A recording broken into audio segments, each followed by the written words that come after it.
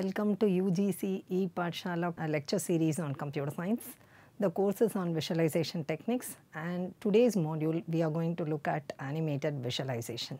So the learning objectives for this module are: it introduces the need for animated visualization. It is possible for us to know the different types of animated visualizations. We can also learn about the evaluation techniques that gets applied over the animated visualization, and we will also have a look at various examples of animated visualization. So now let us look at the need for animated visualization. Animated visualization is still a new area. A two-dimensional image is actually good, so that we can understand that a moving image should be better than a two-dimensional image. Movement is familiar, and we are accustomed to both moving through the real world and seeing things in it move in a smooth manner. In a visualization, animation might help a viewer to work through the logic behind an idea by showing the intermediate steps and transitions, or show how the data gets collected over time changes. A moving image might offer a fresh perspective or invite users to look deeper into the data presented. An animation might also smooth the change between two different views, even if there is no temporal component attached to the data. First, let us have a look at what trend visualization is. Animation can be applied over trend visualization technique. Animation has been used to show the trends in multidimensional dataset. This technique has recently gained new prominence, notably with the tool named Gapminder Trend Analyzer. In Trend Analyzer, the animation together with the interesting data and an engaging presenter helps the audience understand the results of an analysis of a data. The two alternative trend visualization that use static depictions of trends are the one which shows traces of all trends which are overlaid simultaneously in one display, and the second that uses a small multiple display to show the traces side by side. It evaluates the three visualization for both analysis as well as presentation, and the results indicate that the trend animation can be challenging to use even for presentation. While it is the fastest technique for presentation, participants find it enjoyable and exciting, and it does lead to many participation errors. This is an example of animation and trend visualization. This actually shows small multiple views in which each country in its own tiny coordinate system. The dots grow larger to indicate the progression with respect to time. This is also another example of trend visualization. These are frames of animation from the Trend Analyzer tool, which is used for the study. In the tool, the image smoothly animates between images at 1 year intervals. All images share the same axis.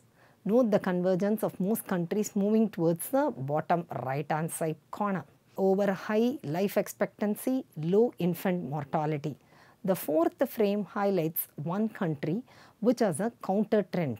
Here we can see the difference between this country and the various other countries which move in the same manner.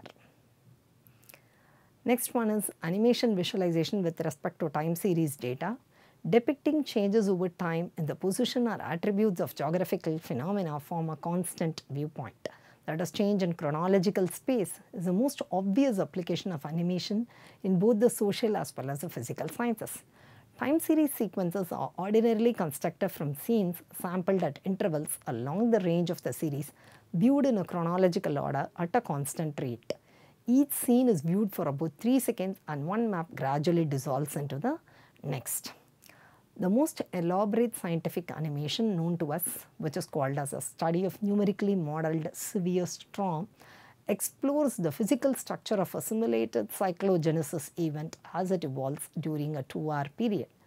The invisible structure of the internal winds is artfully represented through the translucent shell of the storm with traces, buoyant balls and streamers. The video was produced during a 11-month period, requiring the equivalent of one person's full-time effort for more than an year. The animated portions of this 7.5-minute tape took about 200 hours to render on a graphics accelerated silicon graphics Iris workstation. The time series can also be created from scenes representing such time aggregates as an hour, a week or a month. Weber's animated isotherm map, the result of such an aggregation procedure, is termed as collapsed real time. So now we'll see, we'll have a look at this Weber's animation. This is a Weber's animation. Here we can see the animated display of the entire isotherm map. So this is one particular area that we are looking at, and each and every color represents a different, say, the temperature with respect to whether it is frozen or rainy or what is the temperature at each and every location can be identified just by looking at this animated visualization. So next to time series data, alternatively, the time series data can also be treated as cyclic with aggregate values depicted for positions in the circuit. Morling is a person who used this procedure to create what he called as a composite week, during which accidents were displayed for 15-minute aggregates. An aggregate time series in which the locations of 27 catastrophic earthquakes from 1900 to 1990 have been collapsed into 5 scenes, and that is being shown here in the form of a time series animation. So this is visualization of the chronological change of the time series data, 27 scenes, each showing about one catastrophic earthquake, and are shown as 5 composite scenes here. We can also look at the attribute change, and that can be represented in the form of animation visualization. So here in this case, the focus is given to the change in position of the object in the attribute space. The term re-expression is used to denote alternative graphic representation whose structure has been changed through some transformation of the original data. Simple examples from graphing include transforming linear measurement scales to logarithmic and applying smoothing filters to unmask a pattern in noisy point scatters. In the context of cartographic visualization, the analyst can choose the strategic subsets of time series sequences, which is called as brushing. He can alter the order, which is termed as reordering, and he can also make a rhythm of sequences, which is called as pacing. So brushing is a very high interaction technique which is used for analyzing multivariate data. Brushing allows the analyst to see the interdependence of subsets of data for a variety of variables simultaneously. This technique was extended by Monmoyer in the year 1989 to a geographic context.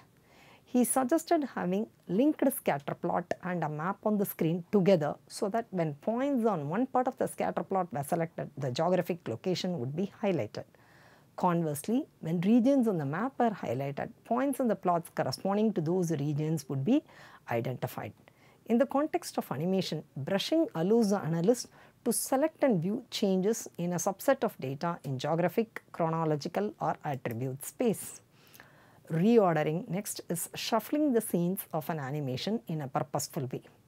Time can be conceived as a vector that can be divided into ordered intervals. If time is employed as a measurement scale, as it is in the dynamic mapping, any ordered or ranked data distribution can be matched and exchanged with it.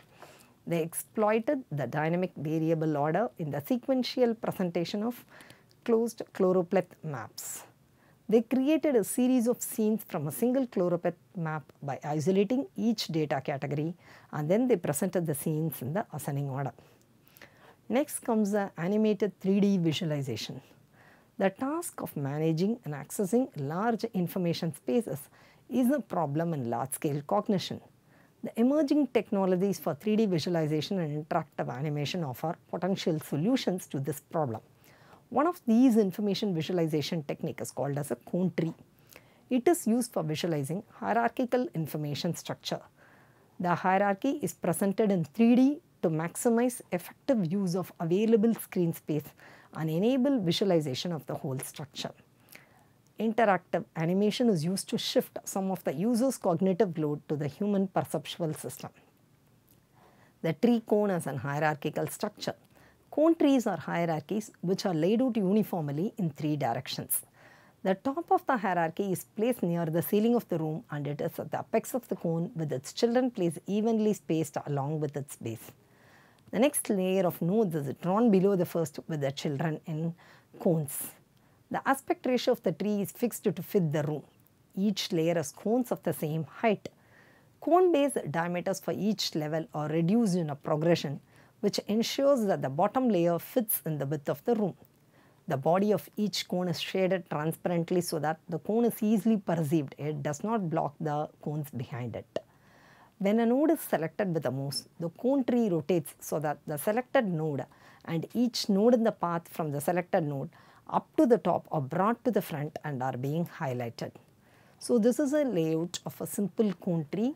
This is before the selection and this is after the selection of a specific node, so that only the nodes that are attached to this specific node are being highlighted and shown here. The rotations of each structure in the case of hierarchical cone are done in a parallel fashion following the shortest rotational path and are animated so that the user sees a transformation at a rate the perceptual system can track.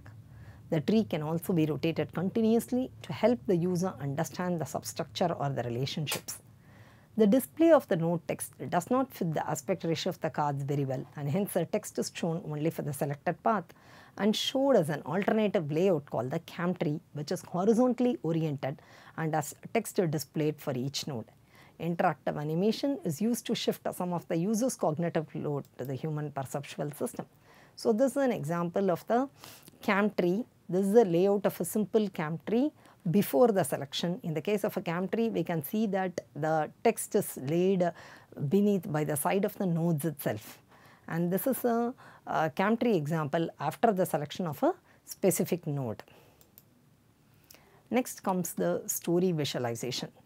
Story is defined as an ordered sequence of steps with a clearly defined path through it. Each step can contain text, images, visualizations, video, or any combination thereof. Focus is given on stories that primarily consist of visualization steps, which can include text and images but are mainly based on data. Order is a key feature of the story. In traditional stories, order roughly corresponds with time, which is crucial to understand the causality, that is, the events that happen earlier and influence later events, but not the other way around.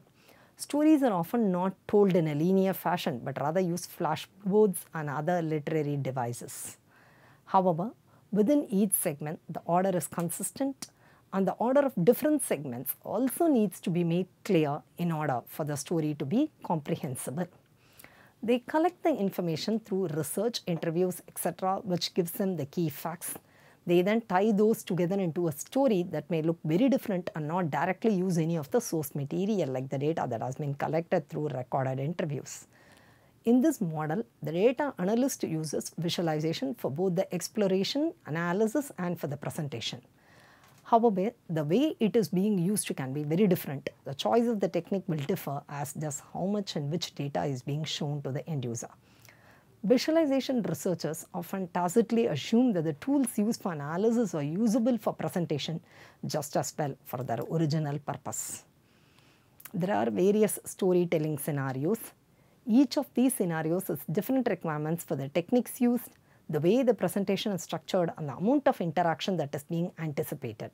So based on which the storytelling scenarios are differentiated into three types: self-running presentation, live presentation by a speaker, and individual presentation. Self-running presentation is to a large audience, and this is a typical scenario for news media presentation. Here, a presentation is created once and then viewed by many people independently and without the ability to interact with the author or ask questions. Some of these stories are entirely self-running, for example in the case of a movie, and some require the user to click through, and some provide more or less limited means of interaction beyond simple timeline control.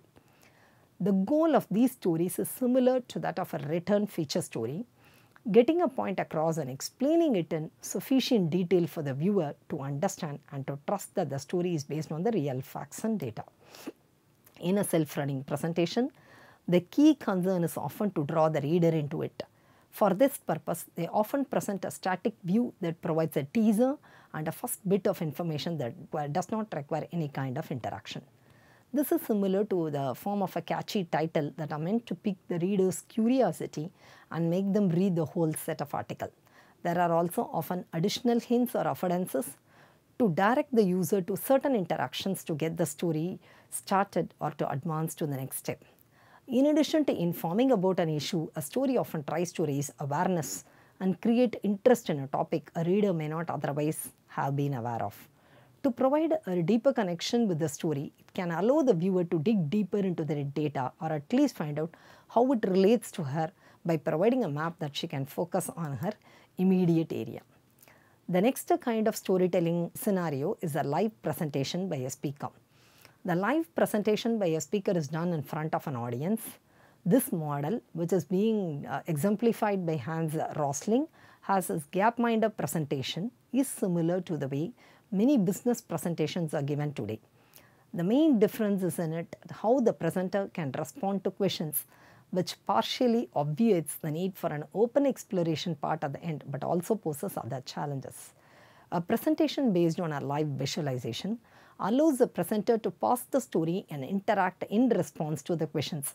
It is even conceivable that the presentation adapts to changes made at one point that carry forward through different presentation steps. In addition to the usual kinds of interactions used in visualization, there is an additional layer of annotation highlighting that can be useful in presenting. The next type of scenario is the individual presentation of results. The individual can also be some small group. While this scenario might not seem different from the previous one, it potentially involves more interaction between the presenter as well as the audience. This requires a presentation tool to be more flexible than a simple slideshow so that it is possible to answer questions that come up during the presentation. For example, in a discussion of quarterly results, questions about specific sales or marketing measures might come up that were not part of the story but are of interest to people in the audience. In addition to being able to ask and answer questions, it also appears useful to be able to record these kinds of questions asked so that they can be reviewed later. This way, the presentation becomes a vehicle not only for dissemination of information but also for collecting and condensing additional knowledge. The example of a storytelling visualization, the New York Times Copenhagen Emissions Treaties and Impacts. The slideshow controls allow the user to move back and forth between the steps, and the content is structured like a dialogue. In the story on the Copenhagen Climate Conference, the New York Times used slideshow controls to provide a way of stepping through. The story walks the reader through those differences and also shows the results of implementing the protocol in countries that has already agreed to it. While the slideshow metaphor is very simple, it allows almost any story to be told. This particular story has a he said, she said kind of structure which is surprisingly engaging. So this is an example of the storytelling visualization. We can see the time series data with respect to the slideshow context. The next kind of animated visualizations are the animated networks. Graphs are a common way to visualize the relational data. In many systems, the drawing of a graph can change according to program or user interaction. If the changes are big, it is usually very hard for the user to maintain a mental map of the graph. Showing the transition from the initial drawing to the new drawing as an animation can significantly increase the user's ability to preserve the mental map of the graph. An animation, as said, is a sequence of images where consecutive images differ in a subtle but highly structured way. If the images are shown to human in consecutive order and at adequate speed, the objects in the images will be perceived as though it is moving, and this effect is also called as apparent motion. In graph animation, we move the nodes and edges of the graph to transform it from one drawing to the other. For any two drawings of a graph, there is an infinite number of ways to transform the initial drawing into the final drawing. So these are good examples of animated networks. We can see the entire network can be represented in different ways. The quality of animation has a huge impact on how well the user is able to understand the changes. The human brain is specialized to recognize and interpret certain kinds of structured movements, especially motions that have a physical, organizational, or biological interpretation. This is partly ecological and partly learned. The brain is also evolved to aid survival in the world and so tends to perceive or assume biological motions. The brain, while developing, also learns to recognize familiar patterns, structure, and motion that it encounters in the physical world. The next kind of visualization are the algorithm visualization. In the algorithm visualization, we have various examples of various algorithms that can be visualized in an animated manner. The basic algorithms on recursion, indexing, sorting, heap-like data structures and various other data structures like linked lists, queues, trees, graph algorithms, dynamic programming algorithms and geometric algorithms can be visualized in an animated manner. So, let me run a heap sort animation here. So, this is an animation of a heap sort. So, we can see how the entire heap sort takes place. We have various numbers and these numbers are arranged in the form of a heap sort and it is being animated as a heap sort animation. So, here we can actually see the various steps that happens to sort the entire data set as such. So, here in the UI we have two buttons for randomized array for creating the randomized array and for creating the heap sort. So, if we click the randomized array gets randomized, and if we click the heap sort, automatically the animation starts running, and right from the first step to the result step it starts running in a automatic manner. There is not much of interaction in this case. So, as we have seen in the case of heap sort animation, there are other geometric algorithms or dynamic programming algorithms which can be visualized in this manner. Next one is evaluation of these kind of animated algorithms. We can ask the end users and we can evaluate by giving a questionnaire to the end user. So, here is an example questionnaire that has been given to the end user to evaluate the animated visualization that they have seen. So, some of the questions like the visualization was helpful to me in answering the questions. They try to rate it by giving certain values. So, this is some kind of evaluation that can be done over the animated visualization. There are certain laws like the laws of Gestalt that are supposed to be followed in creating these kind of animated visualizations. So, the certain laws are like the law of simplicity, which states that every stimulus pattern is seen in such a way that the resulting structure is as simple as possible. The law of familiarity, where things are more likely to form groups if the groups appear familiar or meaningful. The law of good continuation, which states that points that when connected result in straight or smoothly curving lines are seen as belonging together, and the lines tend to be seen in such a way to follow the smoothest path. So, other laws like the law of connectedness, where things that are physically connected are perceived as one full unit. The law of proximity, which states that the things that are near to each other appear to be grouped together. Next, the law of common fate, which states that things that are moving in the same direction appear to be grouped together. So, these laws are also called as the laws of Gestalt theory, which are actually used by the designers in turn for creating these kind of animated visualization patterns. So, there are certain downsides for these kind of animated visualization patterns. Let us look at some of the downsides of these kind of animated visualization. The animation has been less successful for data visualization than for scientific visualization. 2 meta studies has been done to look at different types of animation, that is a process animation and algorithm visualizations, and they found that both classes of spotted track records when it comes to helping students more about complex processes. The animation did not seem to be helpful for process visualization, that is visualization that show how to use a tool or how a technique works. In no study was animation found to outperform rich static diagrams. But these kind of animated visualization did beat our textual representations, though, and simple representation that simply showed the start and end state without any kind of transitions. Algorithm animation is in many ways similar to process visualization. An algorithm can be illustrated by showing the steps that it takes place. Some sorting algorithms, for example, are very amenable to animation. An array of values can be drawn as a sequence of bars so that the sort operation moves the bars around, as we have seen in the previous example in the case of heap sort. Various other downsides of animated visualizations are: to understand the effectiveness of algorithm visualization in the classroom, half of the control studies they examined and they found that the animation did not help the students understand the algorithm as such. Interestingly, the strongest factor predicting success was the theory behind the animation. The visualization was most helpful when accompanied by the constructivist theory, what we have seen already in our previous modules.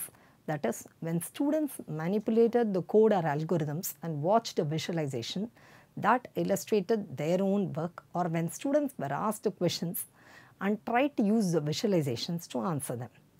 In contrast, animations were ineffective at transferring knowledge. Passively watching an animation was not more effective than other forms of teaching. There is a taxonomy of animation. That is, we can change the view of animation by panning over or zooming in onto a fixed image such as a map or a large data space. We can change the charting surfaces, that is on a plot, or we can change the axis on a map. We can change, for example, projection to a globe and things like that. Filter the data, that is, remove the data points from the current view following a particular selection criteria. We can reorder the data, that is, change the order of the points. We can change the representation, that is, we can change from a bar chart to a pie chart, change the layout of the graph and change the colors of the nodes by just interacting with this kind of animated visualization. We can change the data set in the case of animated visualization and see what happens. That is, we can move the data forward through a time step. We can modify the data, we can change the values that are being portrayed and see what happens.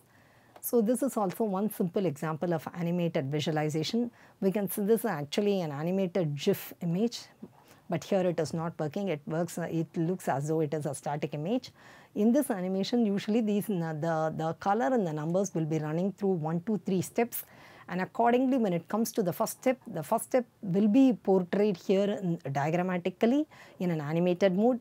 Similarly for the second step and for the third step. So when this color moves to the first, when number 1 is highlighted, the first step will be depicted in the form of an animation here. These are certain examples of animated visualizations. So coming to the conclusion by summary, we can see that there is a total need for these kind of animated visualization, which helps students study the concepts in a more elaborate and understandable manner. And there are different types of animated visualization which can be applied over different types of data set. We can have graph data set, we can have cone trees, we can have hierarchical data set. Animated visualization can also be applied on stories and things like that. It can also be used for animating the sorting or some algorithms that are available.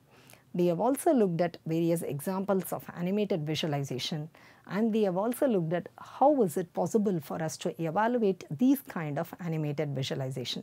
The evaluations of these kind of animated visualization can happen only subjectively by providing some kind of questionnaires to the end users and by asking those end users to rate the visualizations that are provided to the end users.